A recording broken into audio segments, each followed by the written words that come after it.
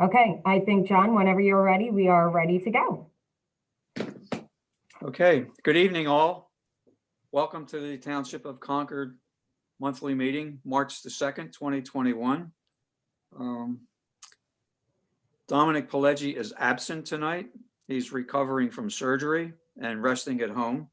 So our thoughts and prayers go out to him. And we can move on with the Pledge of Allegiance. We all stand for the Pledge of Allegiance. I pledge allegiance to the flag of the United States of America, to the republic which it stands, one nation, under God, indivisible, with liberty and justice for all. So I saw all your bellies. all the COVID bellies. All right. We need to Zoom sit the pledge.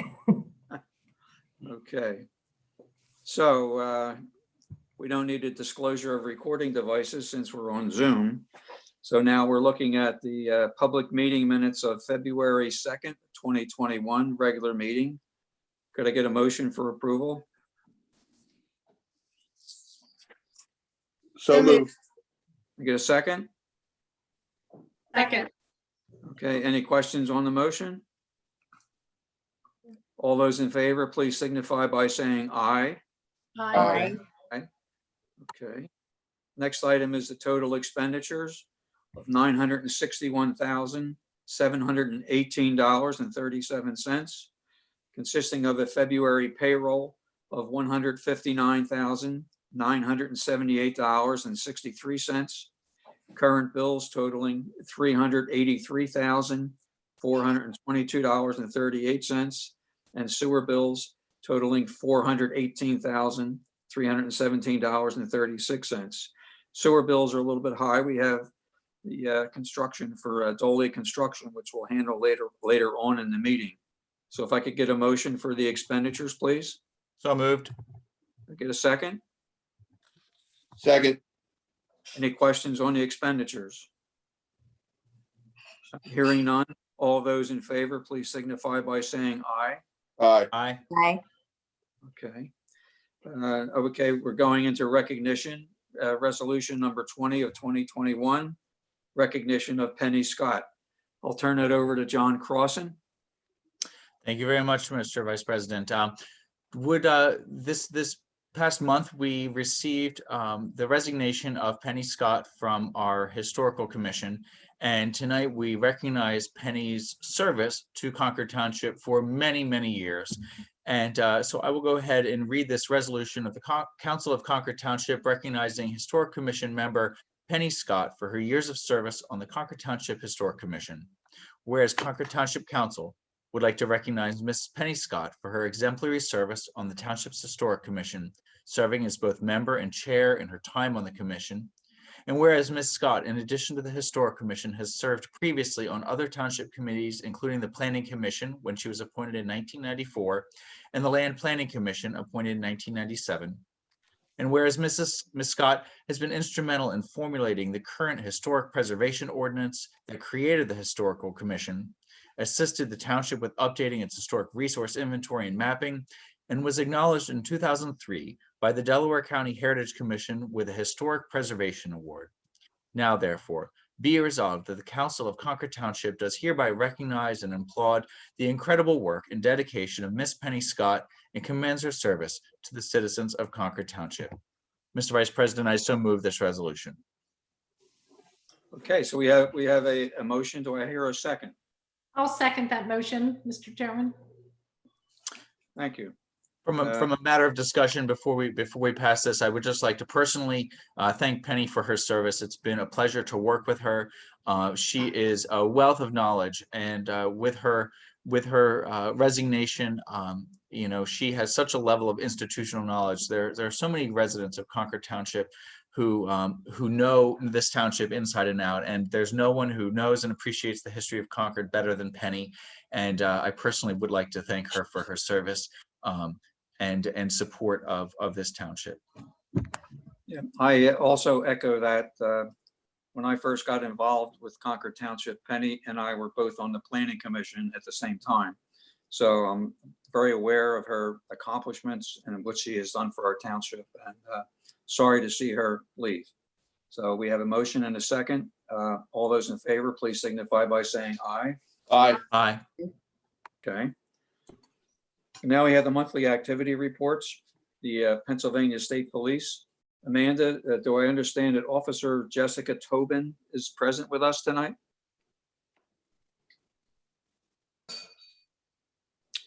Oh, I am promoting her now to a panelist. There she is. Oh. Hi, Trooper Tobin. I'm still on mute. There you go. Hi, good evening, everyone. How are you? Good, how are you? Nice to see everyone. So we'll get right to it. So regarding the incidents for the month of February, we're going to do, I know last time I was present for a prior meeting, you guys kind of have the good understanding of the new changes that we implemented regarding our monthly sharing information. So the first number I'm going to share in regards to traffic related incidents would be February 2020's results. And then this year will be the second number that I'll provide. So for crashes in the month of February last year, we had 36. We did have an increase for crashes in 2021 to 43. So that is a 19% increase in the township. DUI arrests, we had 7 in 2020. This year we had 2. That is a decrease of 71. Traffic stops, we did have 205 in 2020, 92 in 2021. That is a decrease of 55. And as far as the criminal related incidents occurring in the township, burglaries, we had 1 2020, none to report happily in 2021. And criminal mischiefs, there were 0 across the board for both years. Theft, 9 for both years, so no increase or decrease there. Retail thefts, happy to report that in 2020 there was 9, in 2021 5, so that's a decrease of 44. And theft, I'm sorry. Oh, okay, I thought somebody said something. So for the thefts to report, the fraud forgery cases, there was 8 2020 and then 3 this year. So that was a decrease of 63%. So that's always good to hear. And then just to piggyback on that, regarding fraud and forgery cases across the board in the PSP world, there has been an increase in that just within the townships and boroughs that we cover. So again, if there's anybody here that is interested in being able to learn and get some training in theft, fraud, forgery cases, and just about personal safety tips, please take advantage of my service. I am permitted to do in-person and virtual civilian-based training and education. So please feel free to reach out to me. Now for the noteworthy incidents in February, back on the 3rd at about 11:18 a.m., we had 2 troopers respond to Maris Grove in regards to a theft regarding a forgery case where a victim social security number was compromised and was used to actually file a $10,000 unemployment check. And also she found out that she was actually compromised when she received a 1099 in regards to filing her 2020's taxes. We're still investigating that. And also on the 16th, we had 2 troopers respond to a single vehicle crash in the area of 687 Smith Bridge Road. As a result of that crash investigation, the operator was determined to be under the influence of alcohol and was taken into custody. So that did result in a DUI arrest on that incident. And on the 20th, we had a report of an erratic driver call in the area of Baltimore Pike and Scott Road. We had 2 troopers go out and check the area for that vehicle. Fortunately enough, we were able to come in contact with the operator and the vehicle, so a traffic stop was initiated. In regards of the traffic stop being done, the operator actually sideswiped another car, which resulted in a crash, unfortunately. And then after further investigation with that traffic stop, that operator was deemed to be under the influence. So please, again, just take advantage of, if you see something, call us immediately, because erratic drivers, there's a lot of them that actually end up turning out to be impaired or intoxicated operators. So please make sure that we're continuing because that's a good success story. And then when we talk about domestic security checks, it's just like the soft target areas, places of worship, schools, businesses, things like that. We did 113 in the township. And then I would just like to share overall, I've been receiving an abundance of inquiries regarding right to know forms. So acronym for that is just RTK.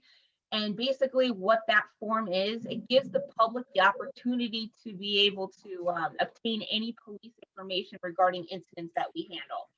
So there is a very strict criteria and to be able to obtain that information. So if you are trying to get any information regarding whether you're a victim in a case or in a crash, you could visit our website. It's www.pa.psp.gov. You could also reach out to me as well. I'll be more than happy to walk you through the steps and email you the forms that you need to do that. However, just FYI, audio recordings and video recordings are not permitted to be released in regards to our incident. So anything that you're looking to obtain regarding that, you cannot. There is a way you can obtain it, but you have to go through a separate source to do that, which I'd be happy to give you that. And then lastly, in regards to just being able to report the proper incidents, I wanted to share something with everybody, which can be shared on the website. So if there's any residents within the community that are looking to be able to report terrorism that's occurring, whether it's domestic in their backyard, there's a telephone number regarding to that. I know in the past I brought about See Something, Send Something mobile app. That's on our website. The drug trafficking tip line, if there's drug traffickers who believe that there's drug trafficking activity, there's numbers associated with that. And that is shared with everybody. So please take advantage of that service. Also, underage drinking tip, you could be anonymous for that. You don't necessarily need to call us directly. If you just want to call the actual head number, even if you're not a resident within the township, that we will be notified of that. And that was actually really good. I have a success story regarding that. And what I was involved in was actually in Rose Valley Borough. We received the tip regarding the underage drinking tip line, which resulted in about 94 individuals that were underage drinking within the borough. And it was a big party that was had. And actually one of the kids that was there actually sustained an overdose, so that we were actually be able to rescue that female. And then we made 34, I believe, NTC arrests for that. So please take advantage of that. Liquor enforcement hotline, that's regarding licensee violations and speakeasy operations that are being held. Speakeasies is regarding sales of liquor or malt food beverages without a license. And then our PA Crime Stoppers tip line, success story regarding that. Middletown Township, regarding our robbery and home invasion. For those that you don't know, it was meat and potatoes of the whole situation was a individual by the name of Chris Doherty came in. He tied up his mother, 80-year-old mother, wrapped her up in duct tape in the seat in a chair, stole her vehicle, stole over $1,200 worth of cards and cash from her home, and then fled. Fortunately enough, it was a tip, literally the Crime Stopper tip that we received from the public that led to his arrest. We were following up on some other leads, but again, I love my passion. You can see it, it works. It's what I do. So love it. So without any further ado, please, this right here, we actually updated our 10 most wanted list that PSP is looking for these individuals. And that could be shared amongst the residents as well on the website. And please utilize those tips, everyone. And if there's anything else, I would like to open up to questions if anybody has anything. Yeah, I briefly, looking at your report, the report looks very nice for this month. Looks like it's right at the top of the class here. We're doing well. These phone numbers at the bottom, like the 888 number and the 877 and the 866 and the 1-800, all these phone numbers, I'm sure they're not coming to your barracks in Middletown. That they would be coming to a central facility. Is that like a 24/7 if someone would call? Yes. a direct answer? Correct. Mhm. Okay, So you can now, I mean, you could do it both ways. You could, if you're, for the residents of Concord Township, everybody could please feel free to contact us because we're available 24/7. You can remain anonymous with your police station, us that serves you guys. However, I do like to be able to pass those informations out for people who aren't maybe a resident or don't feel comfortable because they feel that their identity would still be compromised, etc., can go through this resource. okay. One other question on a personal note. I do go by your new location often, and I keep thinking maybe I should stop in and ask for a tour. But how would some of our council people get a tour of your new facility? Could that be arranged? Certainly can, absolutely. If you reach out, I'll be more than happy to schedule something with you. So if you want to shoot me an email, or Amanda, if we want to touch base with each other. I'll wrangle the group here. Yeah, and see who can go. get everybody around. We'll be more than happy to. We actually will be getting a new, I failed to mention to you guys, a new station commander. He was a sergeant. You guys recalled Sergeant John Sunderland? I don't know if you guys worked with him in the past. Yes. Yeah. So Okay. he is promoted to lieutenant. He was in Philadelphia, so he will be taking that spot over Lieutenant Hennigan's old spot effective Monday. I believe that is the 6th, if I'm not mistaken. So just FYI, I'm sorry, Monday the 8th. I apologize. So with that being said, I will pass out that information for everybody to have via email.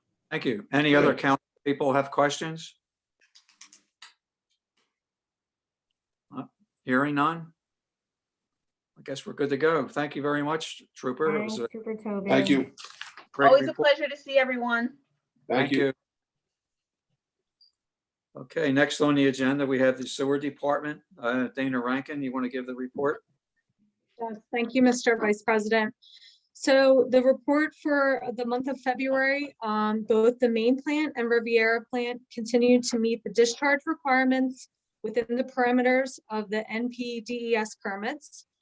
The operations staff performed 4 lateral inspections as required for resale certification during the month of February.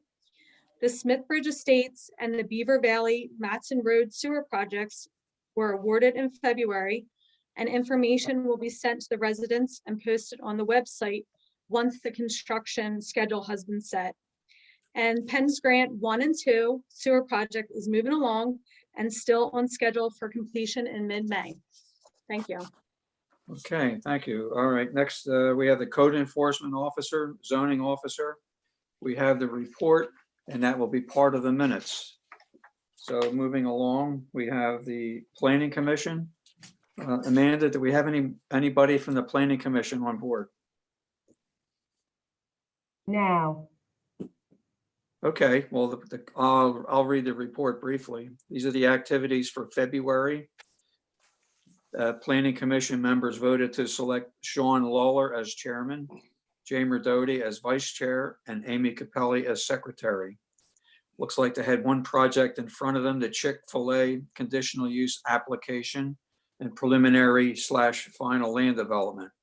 They reviewed the subject preliminary/final land development located at 20 State Farm Drive, proposing to demolish a portion of the site to construct a building addition and add a second drive-through lane.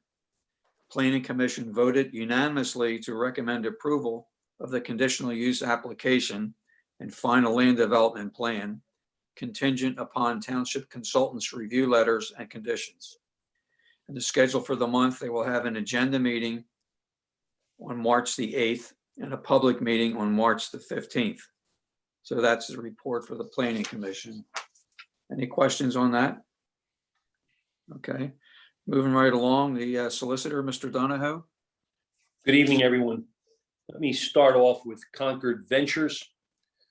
If you'll recall, at the last meeting, I informed you that Judge Whalen had ordered an evidentiary hearing to be held before Judge Proud, and that was to take place last Thursday, February 25th. The meeting was initiated.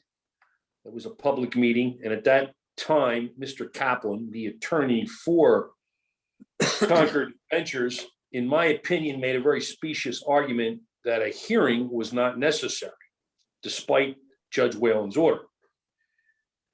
Mr. Kaplan took the position that Judge Proud was not to rule on the admissibility of the various documents, but merely to receive Mr. Kaplan's evidentiary offering. Additionally, counsel for the interveners, Mr. Jonas, filed a motion for clarification of the court's order, meaning Judge Whaling's order, just prior to the hearing, because he, as a result of receiving emails from Mr. Kaplan, was informed that Mr. Kaplan was going to oppose any evidence that Mr. Jonas may offer. After hearing the arguments and considering the fact that Mr. Jonas had filed a motion, Judge Proud thought it best to continue the matter and await further direction or clarification from Judge Whalen.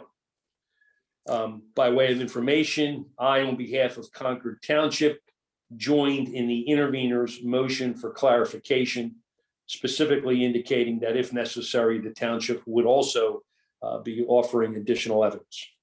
So stay tuned. We'll await further instructions from Judge Whalen, and I'll keep you so advised. Next matter I'd like to discuss is 8 Running Brook. As you will recall, last year, the township and the owner of the property at 8 Running Brook had reached an agreement wherein allegations were made that some township work had caused some erosion to an embankment adjacent to the driveway at 8 Running Brook. And the That parties, was the storm. I just want to correct you real quickly. It was Storm Isaias. right, Yeah.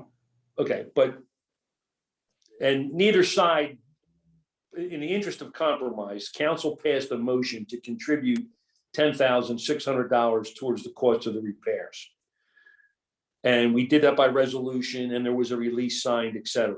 However, since that time, the owner of the property and the township, after reviewing it further, have decided both sides would best be served by having our public works perform debris removal and cleanup and some regrading and stabilization to the area, as opposed to just handing over a check for $10,600. So the bottom line is we're going to do the work. There'll be no money exchanged. And therefore, Mr. Vice Chair, I'd like to hear a motion, if we could, to rescind the motion of December 8th, 2020, and forego the payment of $10,600 and approve having the Concord Township Public Works perform debris removal, cleanup, regrading, and stabilization of the area adjacent to Miss Wood's driveway. So moved as stated. Very nicely said. Are you making a motion for that? Yes, I just made the motion. So moved as stated. Okay, we get a second. Second. Any questions on the motion? Hearing none. All those in favor, please signify by saying aye. Aye. Aye. Okay. And that's all I have at this point, sir. Thank you, Mr. Donohue. Next, we have our township engineer, Nate Klein. Good evening, everybody. The only non-agenda item I have tonight is we did complete the emergency work on Allen Drive. We had a storm sewer failure across from the Township Park and Library. We utilized the Public Works maintenance contract that we had awarded previously this year to Moore. So that was a real good example of a contract where we had an emergency repair that was outside of the skill set of our current Public Works staff. We have more on backup as an emergency already under contract, and we're able to get this repair done quickly and efficiently. So that work has been completed. So hopefully, we won't need to use that contract too often, but it's there just for that purpose. So that was my only update for tonight. Short report. Okay. Any questions for the township engineer? Hearing none, we'll go on to the township manager. Alrighty, so backed by popular demand is the state of the township or charter requirement. So as part of the charter, there's a requirement post 60 days into the fiscal year. I'm required to give a state of the township. I will give my caveat every year like I do that this is not, we don't have audited financials yet. So some of the numbers, I'm using have not been audited. However, I feel confident in what I've presented. I did do something very different this year. If folks will indulge me, I will share my screen. Hopefully everyone can see that. Can everyone see that? Yes. Okay. So this is something totally different than I normally do. So normally I think what you guys are accustomed to since I've been here is I sort of I almost give a 7-page, 3 to 7 page report on information happening within the township. I think with COVID, all of us want really quick information. Not many people are reading a 7-page report. So what I tried to do this year was completely different. So this is sort of an infographic sheet outlining some of the things that I felt were important for the community to know in terms of the state of the township and how council sees our bright future ahead and some of the planning mechanisms in place that we already have, and to also report out on what happened in 2020. So now this sheet will be released tomorrow. If you can see it, in the bottom left-hand corner is a QR code. That QR code will take you to the township's website, to a page that's outlined for just the state of the township. So it'll include a host more, it has a ton of more information, including my budget presentations that I've done, audit presentations that I've done, our audit, financials, road program. It'll take you, it's like a one-stop shop for some important township documents that I hope everybody takes advantage of. Right there on the left, open and honest government. We have a ton of information on our website. So I highly encourage our residents. I know a lot of times people post things on social media and very quickly the answer can be found if someone just either gave us a call or went to our website and found the factual information. So I just always like to point that out. On this sheet, I also have council members, your email addresses are actually linked to this. So when folks see this online, if they have any questions or want to ask anything of you all, they most certainly can. I will point out our exemplary team, which I always like to put first, and note that, under council's leadership, we have a great team of staff professionals and volunteers on all of our boards and committees, who during this year, I think we all recognized was unprecedented, obviously. And we still got a lot of things accomplished, which I feel most proud of. Some of those of note were we purchased 2 open space properties to add to our acreage, our over 300 acres.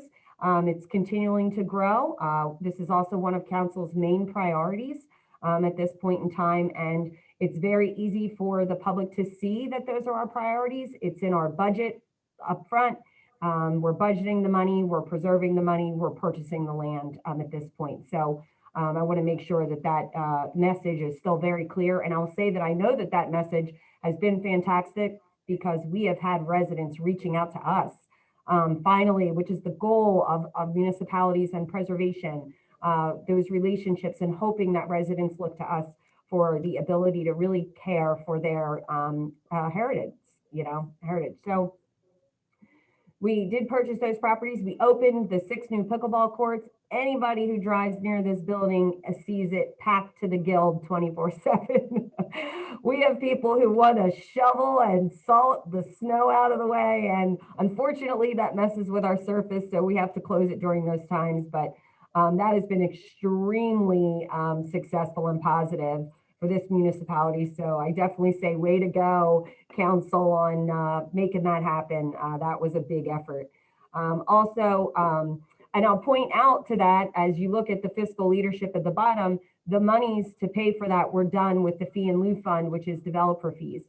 So I think that's also an important message that should go behind that successful moment. Additionally, we opened a new dog park at Smithbridge Road. And if you drive down Smithbridge, you will see that extremely popular as well. And I did catch a couple pups in the snow over there too. I think the puppy parents, myself included, it's like, you got to get them out. I understand. Additionally, we opened the Phipps Farm Nature Trail, which is great for those of you that haven't done that. That's a natural trail, a little more off-road, takes you into a really beautiful site that the township has preserved. And, we hope to do more things interpretive in there in the future.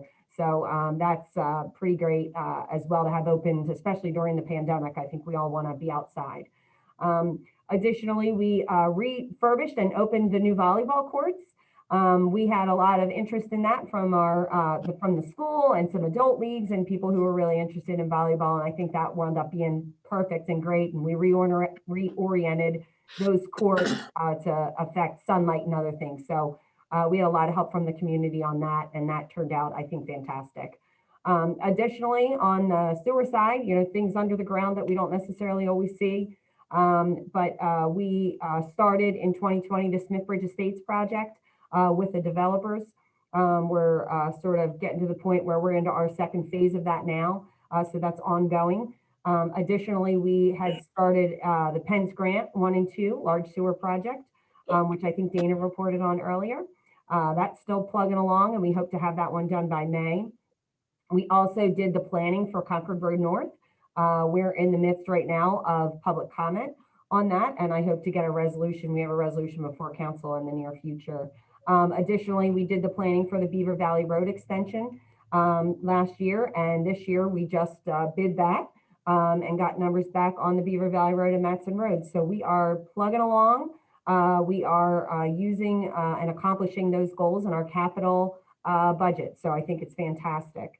Additionally, I like to point out council every year, I'm not sure if everybody knows, but council awards for $1,000 scholarships to our high school students that live in the township. So we send out information every year, and this past year, and we were able to help out some kids who needed it, and I think it's great.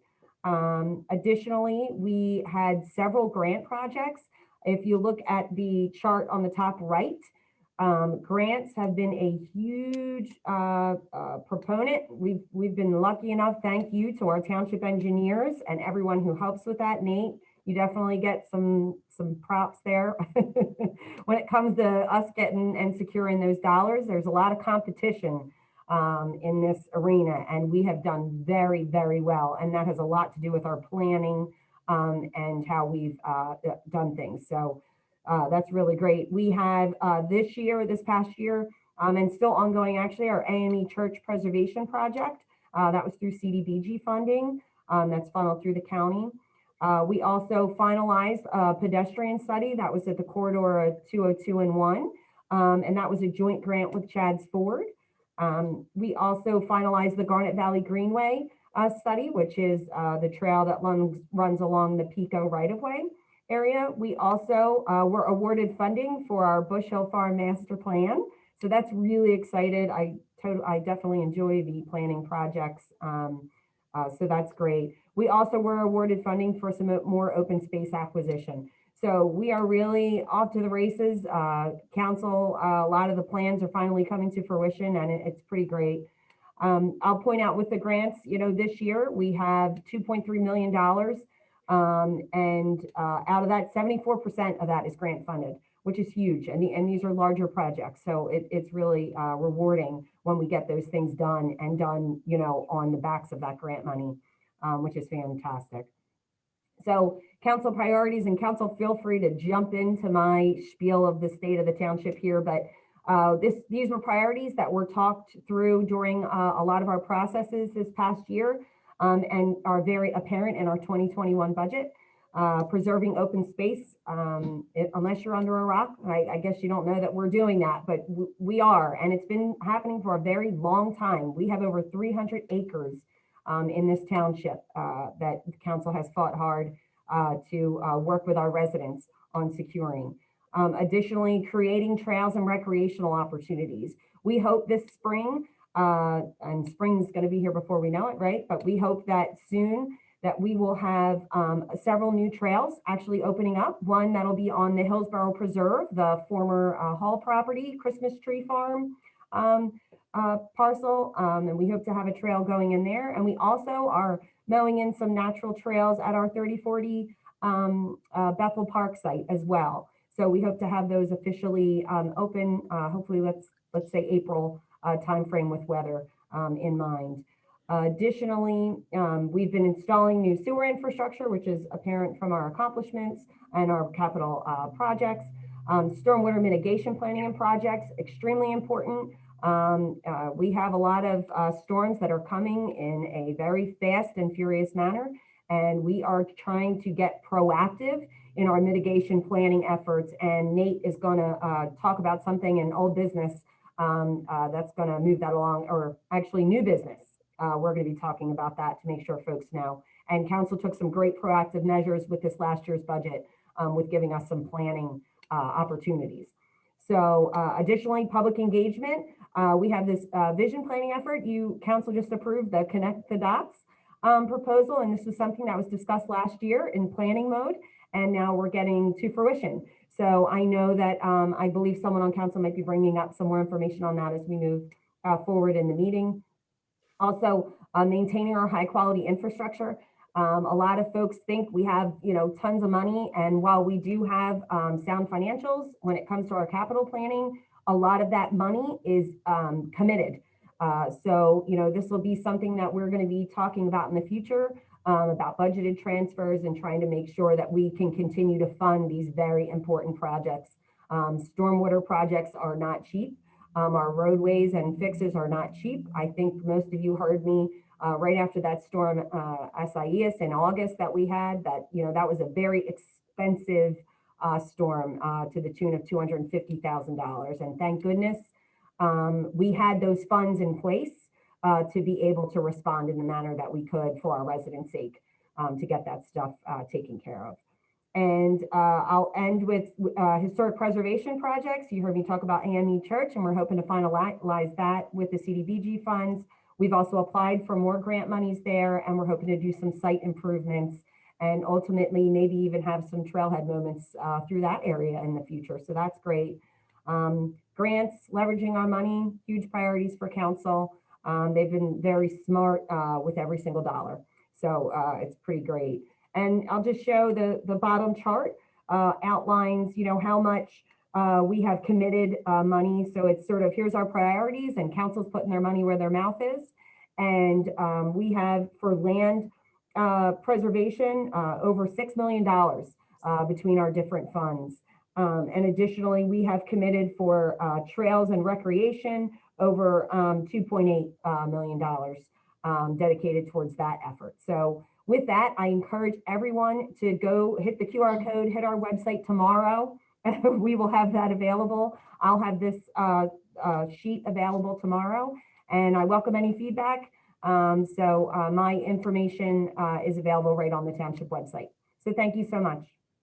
Yeah, thank you, Amanda. I'm in favor of brevity, and I like the multicolored chart rather than reading through page after page of text material, as I say. And also, just to embellish what you said, at 3 o'clock this afternoon, on my way over to the township building, there were people playing pickleball, and it was 30 degrees outside. So they're very committed people that are out there playing pickleball.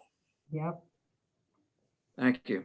And to piggyback off of what John said, with regard to those pickleball courts, I think that, first of all, I want to thank John Gillespie for his leadership in bringing those pickleball courts to the township. He really championed them, and I think they have exceeded everyone in the township's expectations. If you didn't know what pickleball was before, now you do. And the great thing from a planning perspective as well is that while we have the 6 courts in place, we have planned for and have plans for expanding those pickleball courts 6 courts, I believe, even next year. So, it's great to look back at the accomplishment of opening those, and it's great to look forward to being able to expand on that success. And lastly, to this report, that pie chart at the top there with regard to the grants, that's really powerful. And I want to personally thank Nate for his leadership in securing those grants, and to know that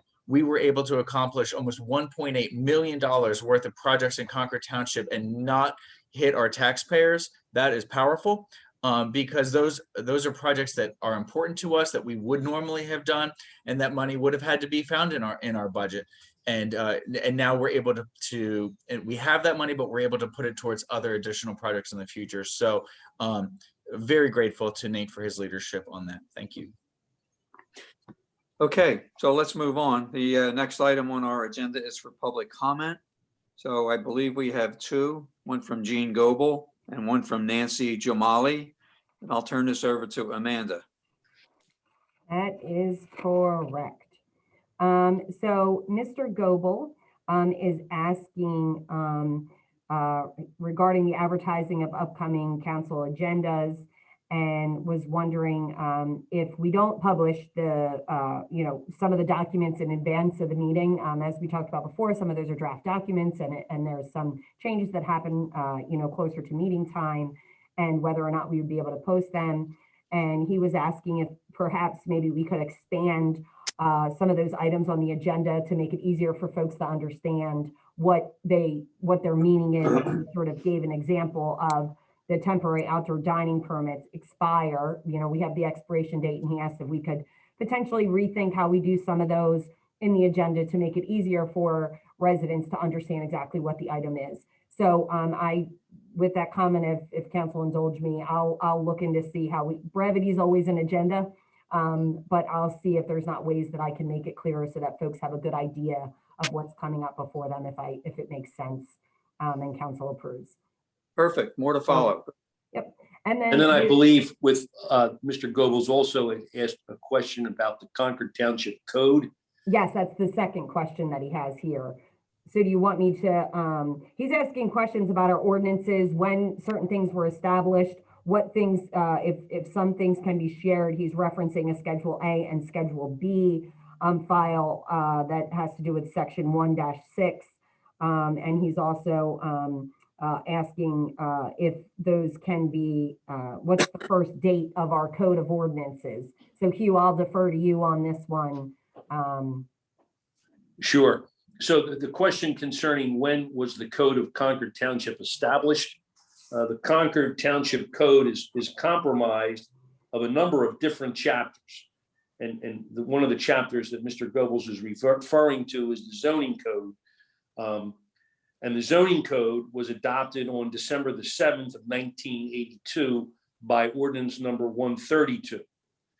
Now, with respect to all of the ordinances in the code book, many amendments have been made over the years by and to these ordinances. And the entire code is available online. So you can go online, refer to the code, and many of the answers are right there. Thank you. And then the second comment we have is from Miss Nancy Jamali.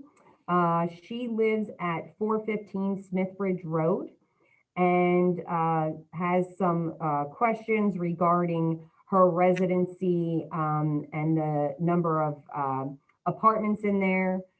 Additionally, there's reference that her landlord might have been constructing a third apartment, which in her words was not allowable. Additionally, she had previously, she points out, had our code department with Manos Cavadias and James Callahan respond, which was extremely helpful.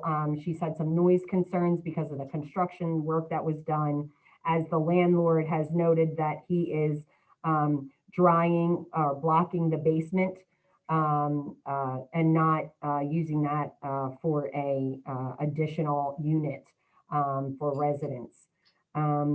Additionally, there's some other comments in here regarding their relationship between tenant and landlord. And she has asked some zoning questions in here as they relate to 415 and the number of units allowable for residents, and then also about the commercial use on this property as well. I think if council will indulge me with the comments and questions in here.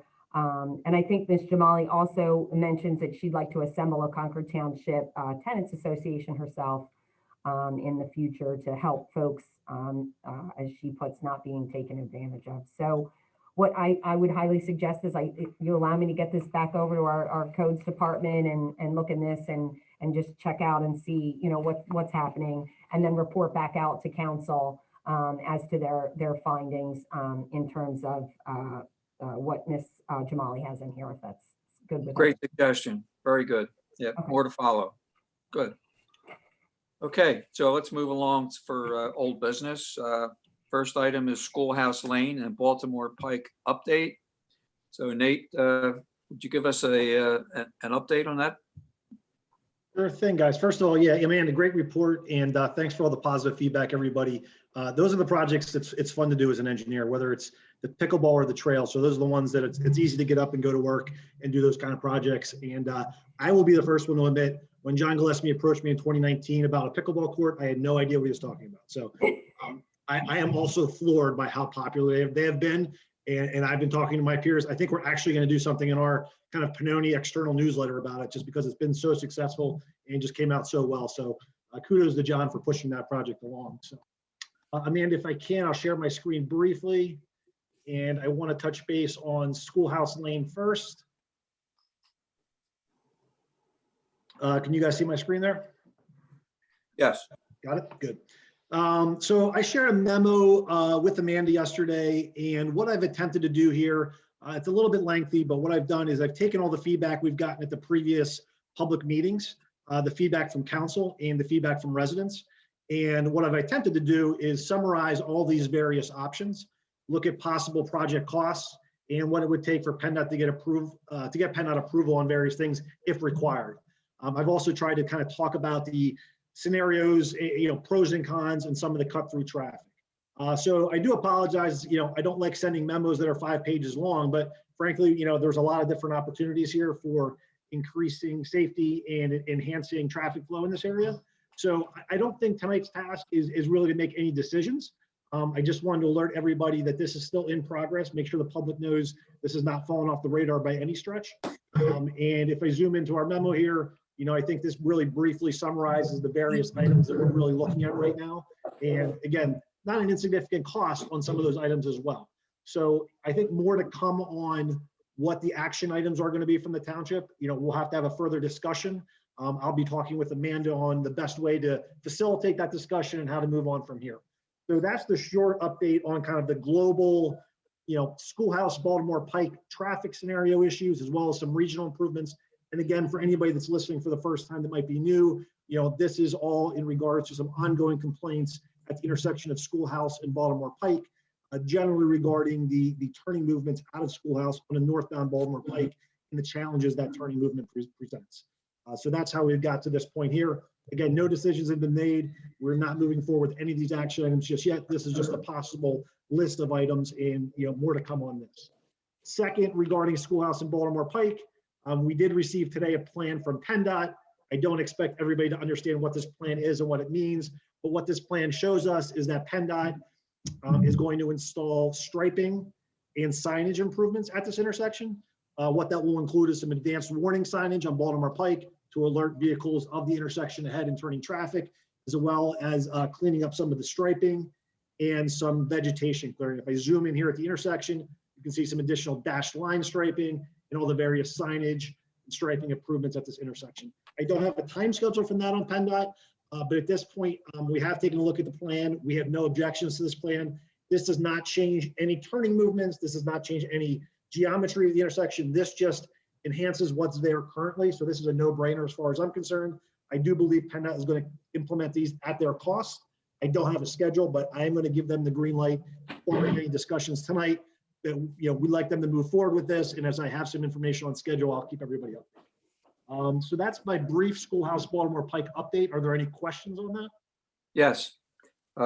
Thank you, Nate. Very good explanation. Do we need to take any action about authorizing PennDOT to proceed with the work that they show in the sketch?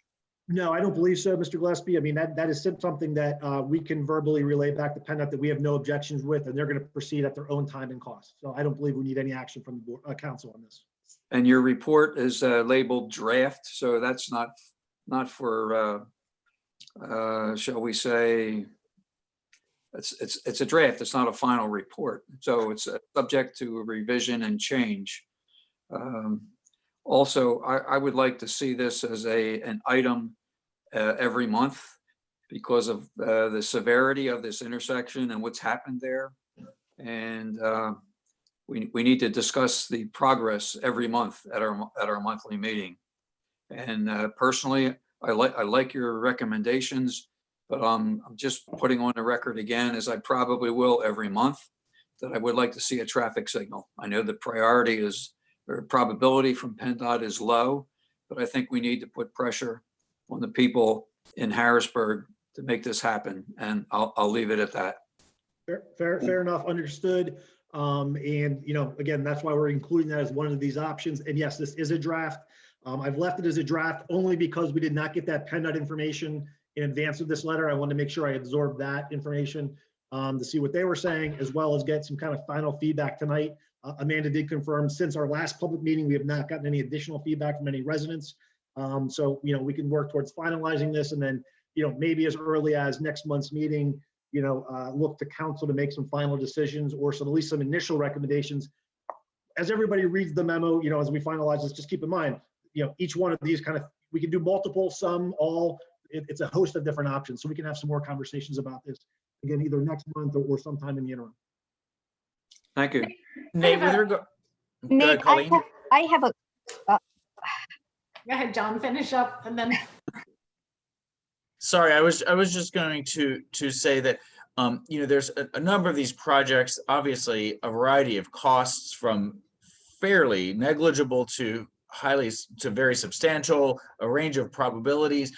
And yet, just like anything you do, right, when you measure the to be able to measure the success of something, you kind of have to isolate it. So when you do 3 or 4 things, you're never sure like which thing was it that was successful. And given that some of these are pretty high cost, and then I'd be interested to see the timing on the work that you said PennDOT is already going to be doing with regard to marking the intersection, and then sort of give that some time to breathe, I think, and for us to see, does that show some improvements in that intersection? So definitely interested in the timing. And then just with regard to communication, is this, I'd like to see this report and this memo shared with Representative Craig Williams and his office, so that he's aware of this intersection, and the residents' concerns and so forth, so that we're working together in concert with Representative Williams. Okay, yeah, well said. Go ahead, Vanita. I had a quick, just a thought that came to my mind. Thank you for making this draft. It is so easy to understand for, you know, someone who is not looking at what PennDOT looks at generally. But just a thought, because there were concerns from some of the residents for diverting the traffic into their neighborhood, is there any possibility that we could, during high traffic times or high volume traffic, stop traffic from making a left turn from Schoolhouse Lane onto Route 1, which would probably at least reduce the risk of people going that way during high traffic times? Not sure if we can do it all the time, but certain times, especially office hours in the morning or in the afternoon, that would reduce the traffic also, which would be diverted otherwise. Yeah, so Vanita, that's a good question. You know, 2 things come to mind. One is a peak hour restriction is possible. And I think as or if we step through these different alternatives, you know, that's something we will be looking at with PennDOT. You know, sometimes the first step before you go into a full restriction, for example. But keep in mind that, you know, that type of restriction is going to be probably as impactful as a full restriction in regards to cut through traffic and neighborhood concerns. So once we make that leap, we're kind of making that leap on that issue. But yeah, that's something I think we'll factor in. Really, when I look at my list of kind of projects, it goes in with that left turn restriction aspect. We'll look at it as part of that analysis, and that might be something we consider. The biggest negative with something like that in this community, unfortunately, is is enforcement. And without local police to enforce that, it becomes very challenging. So we're really relying on, you know, that neighborhood and those residents to self-police that, and it becomes very cumbersome. So, you know, I'm not crossing it off, but we'll keep that in kind of our options as we sort through them. To John Crossan's question, you know, I think one thing, maybe one tweak I can make to these suggestions in this memo is a little bit of sequencing. You know, there might be some, you know, what we call low-hanging fruit, some things we can do at this intersection or nearby that might be things we do first before spending a significant amount of money that maybe we can see some clear improvements on. It's hard to monitor, or, you know, it's hard to tabulate those improvements sometimes. I mean, it's going to be a little tricky. It might have to be a little bit of, you know, feedback from residents. But I think some of these things on this list we can do that will have benefits to this intersection as well as the township as a whole without spending a lot of money. Could be the first step. Probably what I'll end up kind of suggesting to everybody as we finalize this. Nate, I have a question regarding the area improvements and what a flashing yellow arrow might reference. I know we had some conversations about trying to add a dedicated turn arrow, especially at Cheney and Baltimore Pike, to allow individuals to be able to turn there and maybe not take some of the, you know, cuts through some of the other roads, but to stay on the main dedicated road to make that left turn. But it's so difficult to do. So I'm hoping it means that there's a dedicated turn arrow and not just a flashing yellow light. Correct. So there's two different scenarios there, Colleen, and this is it. If everybody can see my screen there, what I'm showing is, you know, essentially what we're looking at is as you approach Baltimore Pike coming down Cheney Road, this would be the traffic signal situation that you see, where you've got a dedicated left to go northbound on Baltimore Pike. That currently does not exist. And what we see is stacking in that lane, and it becomes a hard turn to make. And, you know, I think we all think it's, you know, maybe the prison traffic shift changes, but that backs up. And then I think what happens is it forces people to say, hey, I'll sneak down Schoolhouse Lane, won't get stuck at that traffic light, and I can go out that way. So, you know, this is something, and you can see right above, you know, $15,000, but ultimately it's going to help that improve that intersection, you know, for a lot of different movements and make that intersection safer. So, you know, that's something I really like as an option. And we would also look at doing that at Stony Bank, because we have the kind of the similar issue where that traffic gets spread to both those intersections. So that would be that scenario. The other scenarios of a flashing light, you know, the concept would be some sort of pole mounted overhead flashing flashing sign that says, you know, warning ahead type sign that has yellow lights that flash back and forth, so that, you know, an intersection is ahead, similar like a curve ahead or something like that. So those are kind of two different concepts we could look at. Thank you. Yep. Anything else on Schoolhouse and Baltimore Pike? Yes. Yeah, I hope everybody said what they had to say. I just want to finalize a comment. I liked your report, but especially page 5, when you talk about an origin destination traffic study. I think it's not just the intersection that we should be wondering about. It should be the whole area, all the cut through traffic, adjacent residential neighborhoods. Before we would do any hard work, hard construction work, I would like to see a study prepared that would take into effect all the cut through traffic and traffic calming and that type of thing, and put it all together before we would go after the construction work. Just seems to me that the intersection of Cheney Road and Baltimore Pike is part of it. And I know I get through there every day, and I know that there are issues there, and there's been some serious accidents there. So whether left turn arrows and things of that could happen, but it's more than just the Schoolhouse Lane and Baltimore Pike. It's a whole neighborhood type situation. I think the more we study it and get, you know, A, B, C, D, this is the way we need to proceed, that would make me a lot happier.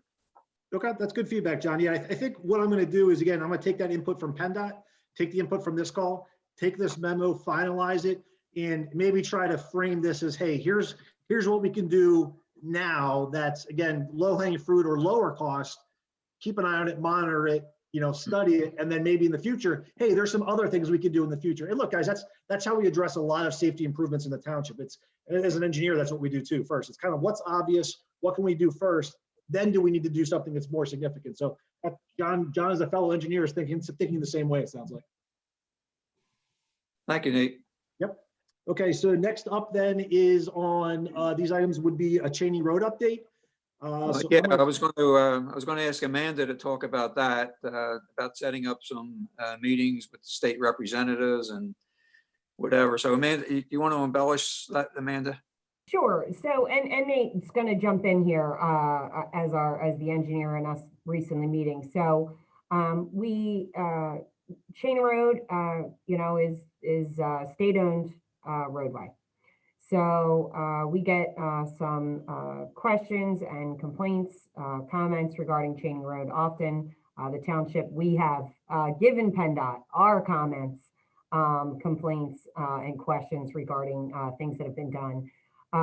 Recently, after the storms, actually in August, Nate, and feel free to chime in here, there was, a shoulder area that as part of the storm had completely washed out.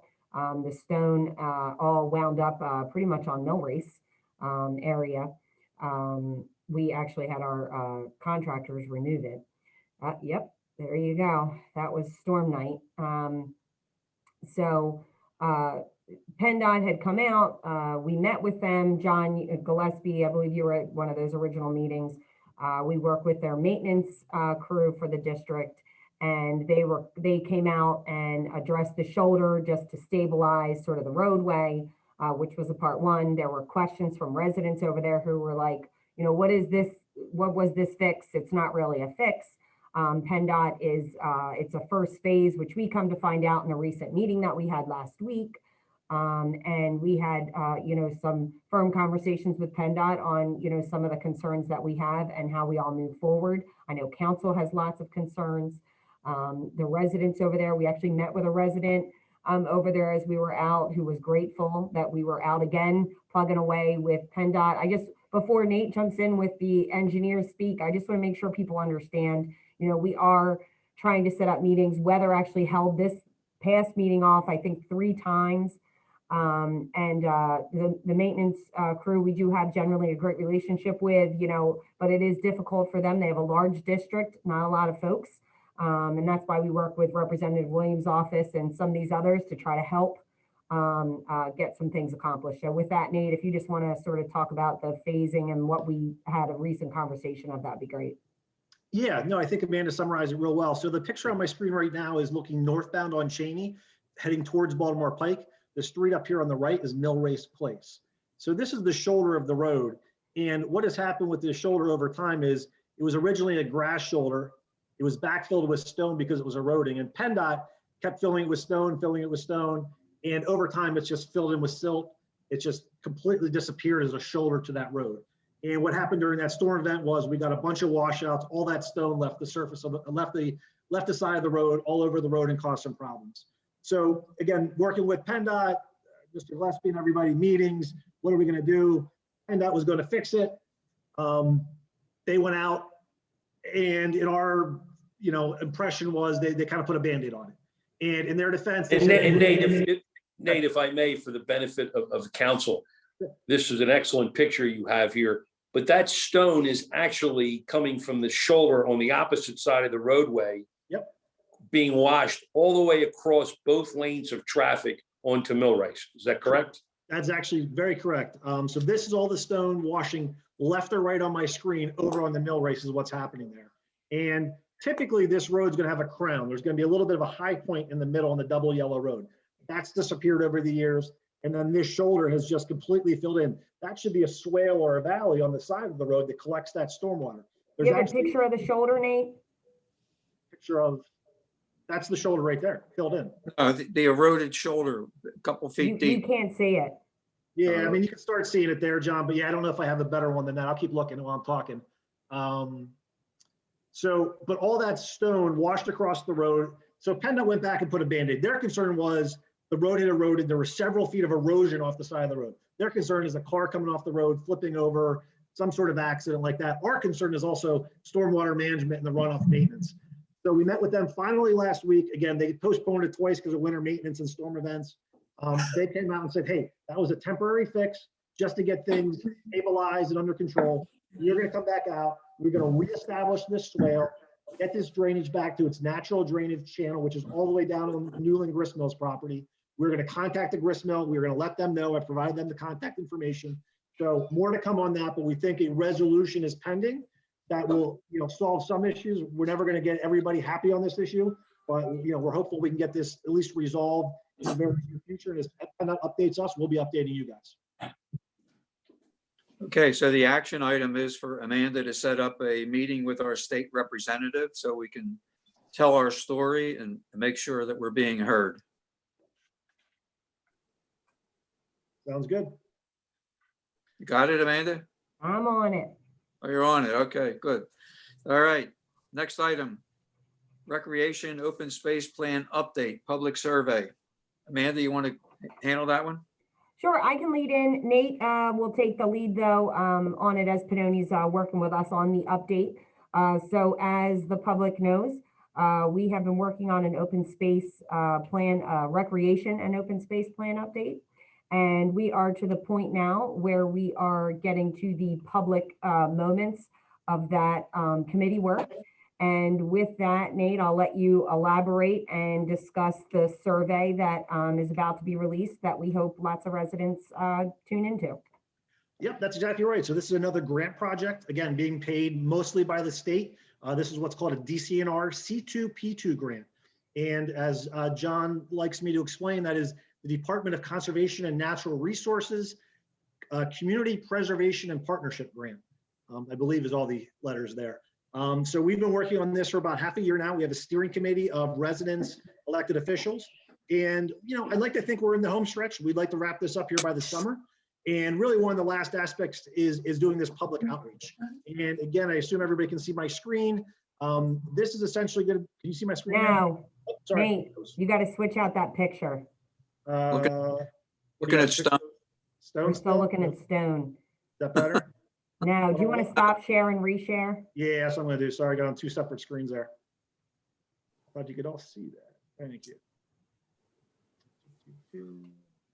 All right, try that one more time. All right, we back in There business. you go. So this is our public outreach survey.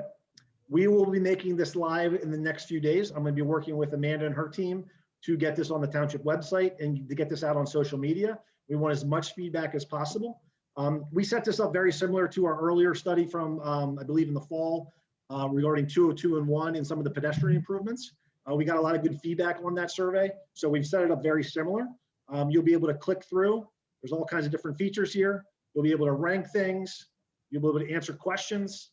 And we worked with Amanda, John Crossan, and the steering committee to pull this together.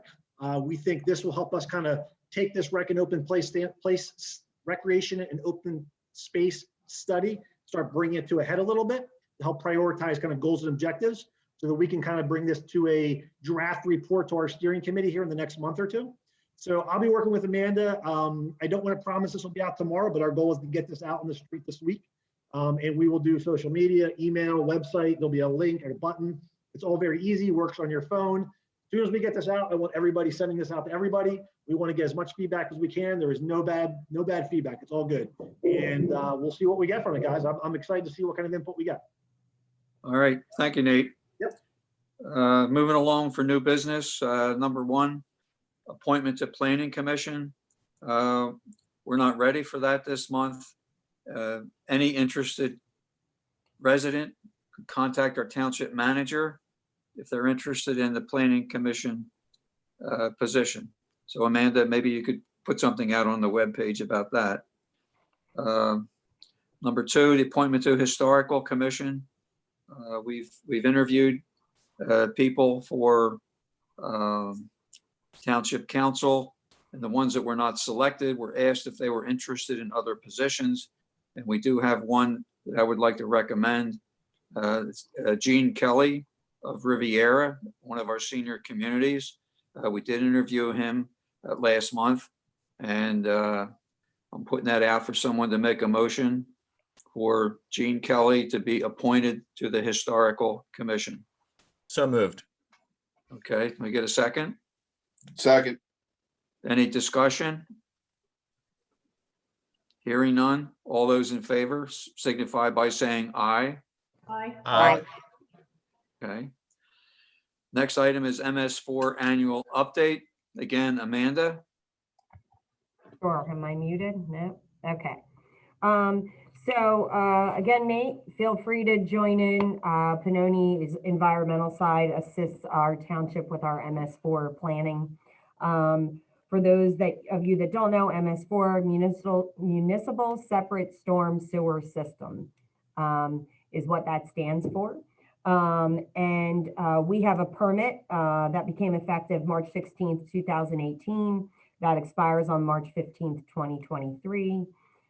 We have a pollution reduction plan that is a requirement, a part of the renewal package that we did back in 2018.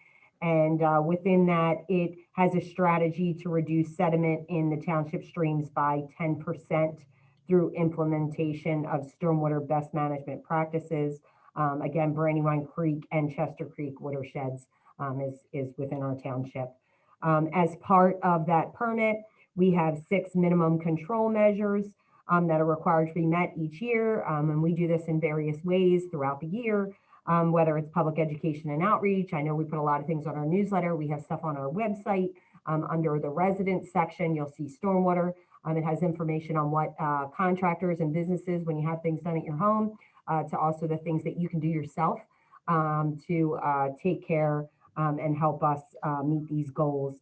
Additionally, we have tons of information on illicit discharge detection and elimination, ways to report that, ways to contact the township are listed online. Construction site runoff. I don't know if everybody knows this, but when you come in here and get a permit, there's actually a piece of paper and information that goes out to a lot of these folks, notifying them of this and getting them to join in our efforts as part of our controls for what they can and cannot do. And then pollution prevention and good housekeeping between us and residents. So there's lots of information online. I encourage everyone to check it out. Additionally, our stormwater outfalls of the township, they're required to be screened for illicit discharges one time by 2023. And I know that we do that throughout the permitted years here as part of that process. And then I'll point out, I think I just forwarded out to council. We'll make sure that we get this on our social media. I'm not sure if it went out just yet, but the Chester Ridley Crub Creek, they have their annual stream cleanup that they have every single year. They have a portion that's in Concord Township. We sponsor this every year. And we assist them with the trash collection, and they have team leaders that lead folks, volunteers in our area to assist with stream cleanup, which is basically off of Station Road near El Granado, like behind the stream back in that area is where they focus on some of their cleanup efforts. So I'll make sure that I get that information out, and we hope that we have tons of folks. We actually forwarded that even to the green team in town to make sure a lot of people are aware and that we can get as many volunteers as possible. So with that, thank you. That's a requirement for Township Council, right? Yeah, all of us, we have to show up with our waders on and our gloves, and we're going to help clean up the stream. I know, I'd like to see it. Okay. I've done it before, and I have to say it's very rewarding to go out on that. You know, while it's disheartening to see trash along our streams there, you know, it's great to be with community members and to help clean it up and really do our part to make our community cleaner and safer and our stream healthy. So definitely encourage folks to come out in just a couple weeks. I know March 20th sounds like it's far away, but in just a couple weeks it'll be the first day of spring and a great chance to get outside. John, I'll meet you there. I'll bring the trash bags. Perfect. Amanda, on the goal or strategy to reduce the sediment in the streams by 10% by 2023, I believe, have we measured that at all? Is that a plan that we have to do at the end of this permit to be able to see if that has been achieved? I will defer with Nate on that side of the question that you have. Yeah, so the short answer, Colleen, is we do. We have what's called a PRP, a pollution reduction plan. And essentially what we did is, DEP gives us a lot of math. We did a lot of mapping. And don't get me wrong, we're trying to, I don't want to say we're trying to minimize the amount of work we want to do, but we're trying to be responsible to the township on what we're committing to doing. And essentially what we loosely committed was a minimum requirement of stream bank restoration. We don't have specific projects outlined. Those capital projects do not need to be completed by 2023. I believe it's been pushed back 5 years. I believe I'll check on the dates. So that's the good news. Amanda, John Cross, and myself, we've been meeting with Newland Gristmill, for example, about how can we partner on some of these types of projects. But that is going to be the next hurdle we have, is the capital cost to implement these types of measures is not insignificant. Stream restoration is very expensive, and you get into property issues. We don't have tons of township property with streams on them that need repaired. We have some, but not enough to meet the minimum requirements. So partnering with somebody like the gristmill could be a great way to accomplish some of those goals between grants and partnerships to get there. So, I don't want to, not trying to kick the can down the road, but DEP, this whole process keeps getting pushed back further and further down because a lot of the municipal feedback is, hey, this is expensive, it's unfunded, where's the money coming from? But we've got to start recognizing that. And then as we start implementing some of these projects, start getting credits for it, things like that. I also think as we start developing some of these larger trail projects, we're going to have opportunities. These trail projects follow a lot of stream corridors. So I think that's going to help us facilitate some projects down the road as well. And I think I'll just add in there, Colleen, this year with the budget and in each year, we've had money built into the capital plan. If and when this sort of has to start really coming to fruition, I think this year we had $100,000 in there, and then it sort of ramps up each year to about 175 to get us sort of in that, mode of budgeting for those expenditures to come. Yeah, and not to scare everybody, but I'm working on a stream project right now in Westchester Borough that was a structural type repair where we were losing houses to the stream.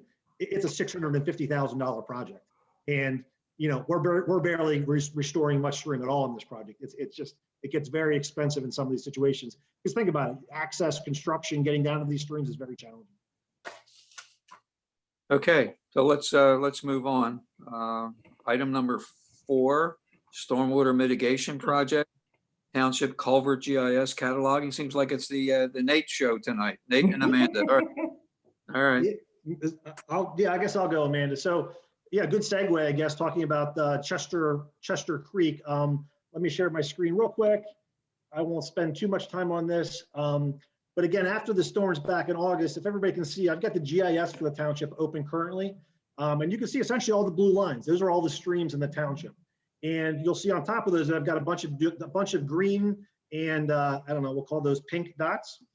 And what they represent is areas where township roads are crossing these streams. And after the storm events of August, meeting with Mr. Gillespie, Mr. Pileggi, Amanda, what was decided was, we need to get a little bit better handle on some of the planning of infrastructure repairs. So as opposed to being emergency situations, we can start running ahead of some of these and start budgeting and planning for the future. So once the weather breaks here, it's just been too difficult over the winter. What we're going to be doing is taking these culverts. And when I say a culvert, I'm talking about something that you can almost walk through. These could be 4, 5, 6 feet in diameter, almost mini bridges. Anything below a bridge, but larger than a standard kind of 2-foot storm sewer pipe. It's everything kind of in between is what we classify as a culvert. And essentially what happened in those August storms is multiple culverts were overtopped or flooded. For example, on Featherbed Lane, a culvert was blocked because of debris and disrepair, and we lost all of Featherbed Road. I mean, this ended up being a very expensive problem. So what we're looking to do is inventory, get everything updated in GIS, come up with a plan. If repairs are needed, what are the priorities? What are short-term, long-term emergencies? So that'll be something I'm hoping we'll have a report for council, probably early summer. And then that can be something that, again, depending on the priority list, we can budget 2022, or if it's something that needs, emergencies that need to get addressed this year.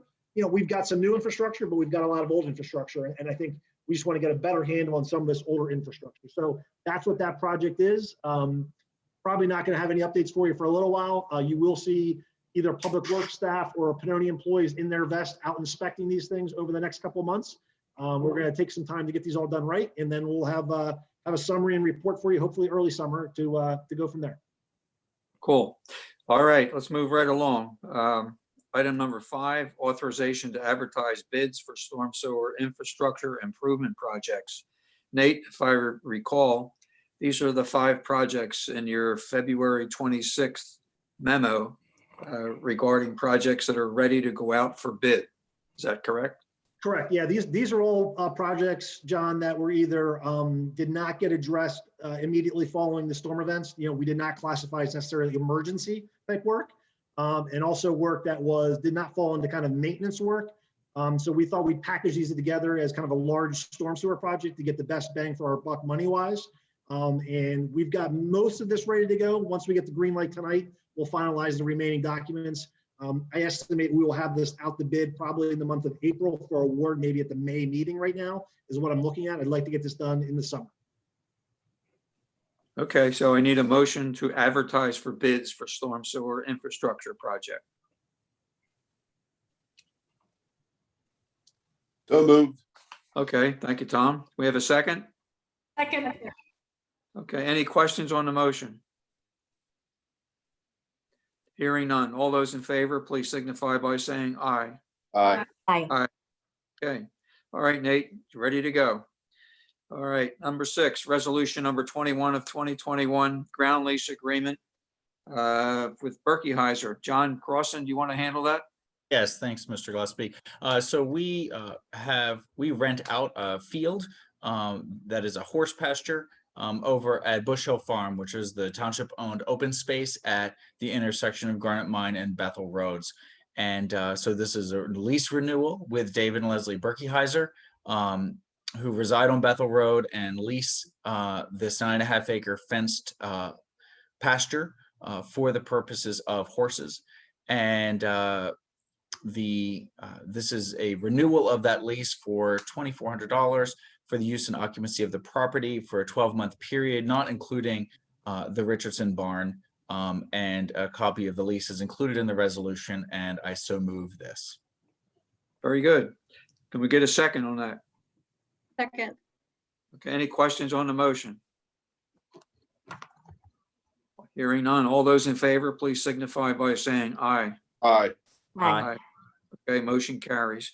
Number 8, certificate of payment number 2 to Dolly Construction. Dana, would you handle that, please? John, you missed number 7. I missed number 7. Thanks, Amanda. You're awake. All right. All right. And that's your topic, the agricultural security area under review. So I'll be very brief. I just want to point out every 7 years, the township per the act is required to review those properties still within the agricultural security area, and then to provide any modifications or nothing so that we can notify the state of that if there are any modifications. So we will be, this is me letting the public know, we will be reviewing those parcels within the agricultural security area. The last time this was done was in March of 2015, which is why we're 7 years now looking at this. So at our April meeting, we will further comment on this as to the modifications or lack thereof as part of the security area. So I just want to make sure that we've put on notice that we are reviewing those. Thank you. And Very good. per the act, if no modifications are made, those are automatically renewed as they currently stand. So want to just note that no action has to be taken other than the review, but otherwise so we'll look forward to any outcome of that review, but no change. Will just renew those all. Great point. Thanks, John. Thank you. Okay, number 8, certificate of payment number 2 to Dolly Construction. Dana, would you handle that, please? Yes, I'd like to make this as a form of a motion for the Penns Grant 1 and 2 sewer extension project in a recommendation from our sewer engineer for a payment of $229,501.80.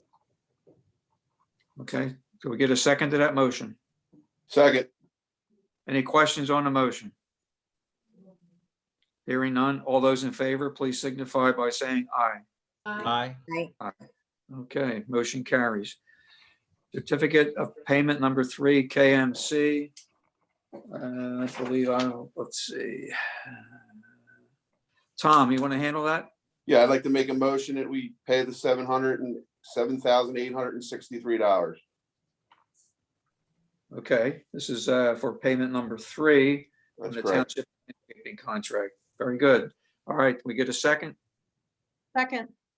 Any questions on the motion? Hearing none. All those in favor, please signify by saying aye. Aye. Aye. Motion carries. Okay, item 10, financial security releases. Release number 2, OHB Homes Town Center Crossing, $1,202,153.38, which we'd have a balance afterwards of $50,000, so we're not giving away everything. And we'll do both at the same time. Release number 2 to Metro Storage in the amount of $189,790.43. And with that one, I believe we also have retainage. Let me look. Yes, we have a balance of $33,594.37. I understand there may be a few issues that need to be cleared up, but we certainly have enough leverage to make sure that this work gets finished. So if I could get a motion for those security releases, please. So moved. Second, Second. any questions? Hearing none. All those in favor, please signify by saying aye. Aye. Aye. Okay. And finally, number 11, accept as complete for filing the following application. Final minor subdivision application at 75 Beaver Valley Road, subdividing 1 lot into 2 lots. So if I could get a motion on that, please. So move. Second, Second. any questions on the motion? Hearing none. All those in favor, please signify by saying aye. Aye. Aye. Okay, motion carries. All right, now down to other council matters. I believe, Benita, you have something you wanted to say? Yes, thank you, Mr. Vice President. I would like to acknowledge a letter that we recently received from Samir Rana, a junior at Garnet Valley High School. In his email, Samir inquires if it is possible for Concord Township to adopt an official Diversity Day on May 21st, 2021, similar to the United Nations World Diversity Day, and also form a committee regarding this topic. Thank you, Samir, for taking the time to propose such an insightful suggestion. We as a council believe that it is a wonderful idea, and we appreciate and recognize it as a possible effective means to foster a multicultural, inclusive environment in our local township. We are looking into this matter further, and we will keep you posted on it.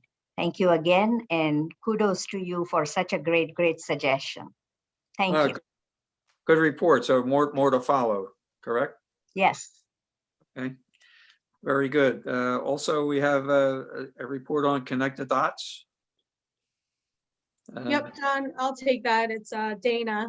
So I'm excited to announce that for our last meeting, we started on the Connect the Dots campaign, where, as Amanda described earlier tonight, that it's just a way for us to connect together as a council, and then also with our residents to go through our vision planning of what we expect to happen in the township, what we want to see to happen in the township.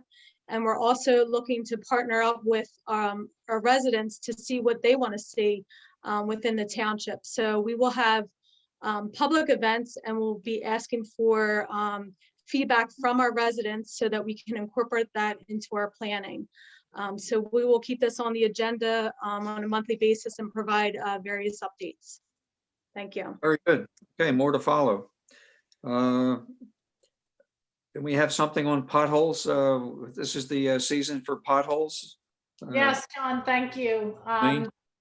Yeah, we'd like to see if we can formally make a request to PennDOT through a letter, Amanda and or Nate, requesting that they seriously review the increasingly large potholes that are appearing on 202, Route 1, and other PennDOT roads in the township. Some of them are getting pretty big. And we know it's been a really tough season, but I think if we can get out in front of this as soon as possible to get them repaired, there's probably some severe damage that can be done to some vehicles as they're, right in the main path of the roadway. And then additionally, I know, Amanda, you had mentioned that the township has been going out as well and looking at our township roads to make sure that if there are potholes that are occurring at our township roads, that we're addressing those as well. So I would just encourage us to keep an eye on them as well and try to get those addressed as quickly as possible. And I'll just add that, Colleen, that's great. We have information available on the website to report a concern to us, so that if you do see a pothole, please let us know. Our public works crew is out and they're happy to address things as they know of them. And then also PennDOT, I see Nate, did you share your screen? There's also a link from our website that takes you into PennDOT to submit a roadway concern. We also, when residents reach out to us, will notify PennDOT's maintenance office of those and or report a concern into this portal. But we highly encourage residents to do the same. Colleen, I'm sure you know from your time on county council that the more complaints, the more we can get done. So I think your idea of a formal letter from council is a great one. Thank you. Good. Okay. Anyone else on council want to bring up a matter? Yes, Mr. Gillespie, thank you. Just two things. First of all, I want to let everyone know that Delaware County has recently established a green space task force.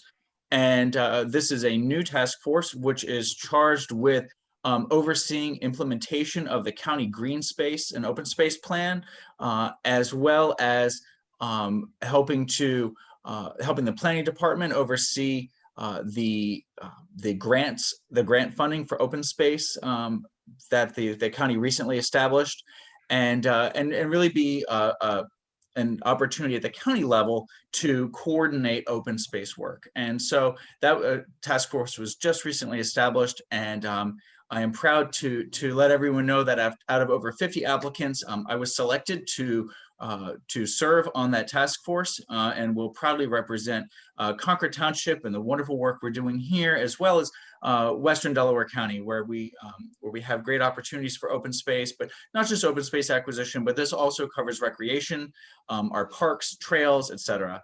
And so proud to serve on that committee, and we'll both represent Concord Township as well as bring back great ideas and best practices. So just want to let everyone know about that. Congratulations on your appointment. Thank you very much. Appreciate it. And second item that I wanted to bring up tonight was in our budget that was passed back in December. One of the line items in the budget was an expenditure from capital funds for $100,000 for historic preservation work. And Amanda noted that as one of our priorities. That's putting our money where our mouth is there. And we have a number of properties that we own that are historic that do need maintenance and work. So that we have some barns at the Bush Hill Farm. We have the road, the Temple Road, John Myers house ruins, which are fenced in there in the Smithbridge Park. And then within Phipps Farm, which is where we just opened the new nature trail just across the road from the Smithbridge Park. We have historic barn ruins. And I believe that those are, they present a tremendous opportunity for us, and they're rather large. They need to be repointed and secured, both from a safety perspective, as well as once that work is completed, it presents some great programming opportunities and allows us to further provide access to that piece of open space. And so I would like to, but given that it's going to be a large project that does require bidding, and in order to prepare an RFP we need to, as Mr. Gillespie noted, that we need to have a scope of work for that RFP. And so I'd like to propose that Amanda prepare a scope of work so that we can get an RFP out on the street and get some bids in for repairing and repointing the stone barn walls and so forth at Phipps Farm, and that she can report on that next month. Well, with the many different buildings that we have in our township, I would like to see the $100,000 spent in the best effective way. And I'm not sure that what you mentioned, and again, I'm showing my ignorance as far as all these different properties, but I would like to see a priority list prepared so we can find out which properties need work and then try to come up with the best way to spend the money. I'm not sure where we need to spend the money, but I think we need to look at more information before we actually go out for bid. Correct, and that's fine. That's certainly a fair comment before we go out for bid. And obviously before we prepare an RFP, we'd need to scope the work. So this, preparing that scope of work for this allows us to best understand the needs of that site.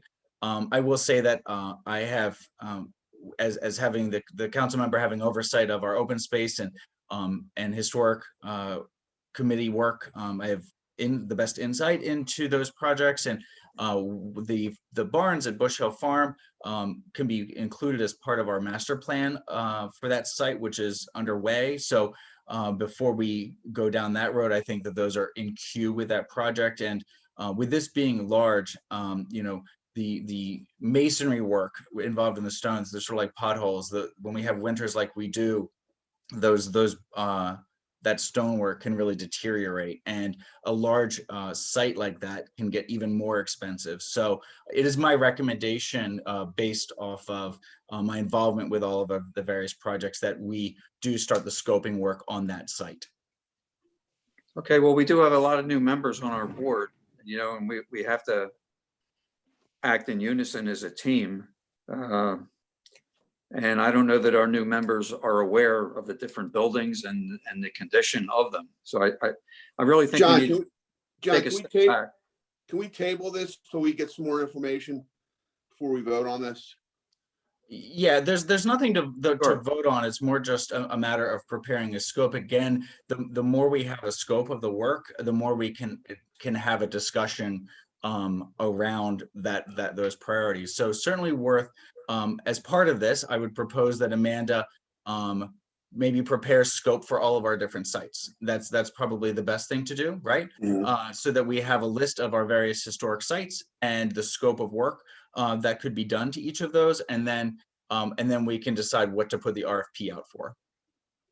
That sounds like a better idea to me. Yeah. To look at all of them before we decide where we want to spend the money. Yeah, absolutely. And Very I'll reach back out with council members on sort of how we get to preparing the scope. Some of those projects, if any of you have ever done preservation work before, are very specific in nature. And sometimes one company, it's not the same exact thing. It's not like you're building a wall and it's X, Y, and Z. There are some nuances in there. And perhaps, John, we can hook up with Mark, maybe with the Historical Commission, and talk about a contractor that they know of that perhaps could assist us in scoping out some of that information, and we can report that back to council as well. That would be good. Okay. Yeah, and to both John and Tom's point, it's very fair to want to get a full picture of our properties and what work needs to be done, because while we've budgeted 100,000 this year, as we look to next year's budget, we want to know what comes down the road. So Absolutely. Yeah, we need to look at the big picture. Yep. Very good. I agree. We'll keep moving forward and with the big picture in mind. Any other council matters to bring up? Okay, hearing none. Well, this meeting took a little longer than I thought. So let's get up to the upcoming township meeting events. And as usual, all meetings are held virtual due to COVID. So March the 4th, we have Park and Recreation Board meeting. March the 10th, Historical Commission meeting. March the 15th, Planning Commission meeting. March 18th, Zoning Hearing Board meeting. And March 30th, Council Agenda meeting as needed. So with that, I'll take a motion for adjournment. So moved. A second? Second. All right, all in favor, please signify by saying aye. Aye. Aye. Bye. Okay, thank you all. Good night. Good night. Good evening, Good everybody. night. Good night.